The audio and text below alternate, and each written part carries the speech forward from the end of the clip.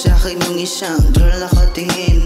Bigla siyang lumapit sa'kin, bigla sumayo sa aking harapan. Oh shit, wow, yeah. Kahit ano pa yung gawin girl, di ako maaakit sa tulad mo pang club lang. Di ko gusto yung pag-ibig na panandalian, gusto ko pang matagalan. Oh girl, alam ko naman na gusto mo ako, pero di ka na pwede sa katulad ko. Gusto ko yung babae na matino, dami-daming iabab sa paligid ko. Kaya daming iabab, daming iabab. Ayaw ko na sa kanya, gustong sumayaw sa rap.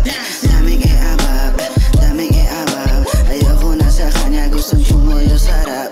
Biglang lumakad na yung isa, yung di ko gusto yung sinayawan ako bigla.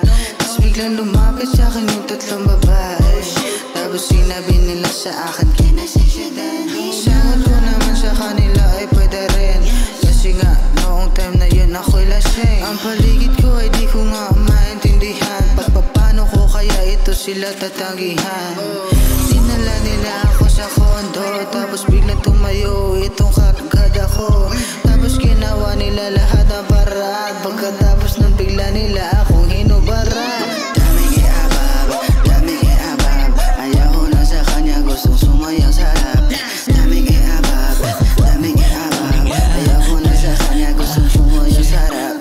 Ito ko lang yung naranasan ko nung isang gabi. May lumapit na isang iabab sa aking tabi. Sabi niya pwede ba na sa'yo makisindi? Sabi ko pwede naman, basta ibalik mo na lang be. Sabay sumindi na siya ng yosi, grabe yung usok ko nala. Tapos tumitigas sa akin kaya ako'y natulala. She's so beauty and so sexy, sobrang solid talaga. Parang gusto ko nang umuwi nang kasama ko siya, pero iba yun nangyari. Dinala niya ako sa room, pinakapakan niyang dede, tapos nagpaka-boom. Tumalikod sa lumuhod at sinagad ko ng lungkod. Sabi niya sa akin, lupit mo talaga. Sabi